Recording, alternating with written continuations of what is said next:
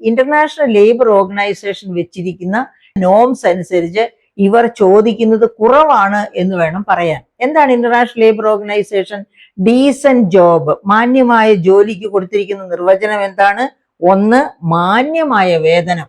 അപ്പൊ നമ്മുടെ ഇവിടെ കൂലിവേലയ്ക്ക് വരുന്നവര് 37,500 രൂപ ഒരു മാസം സമ്പാദിക്കുമ്പോൾ ഈ പാവപ്പെട്ട സ്ത്രീകൾ ഇപ്പൊ 10,000 രൂപയിൽ നിൽക്കുകയാണ്. 10,000 തൊട്ട് 13,000 രൂപയുള്ള. അവര് ചോദിക്കുന്നത് 21,000.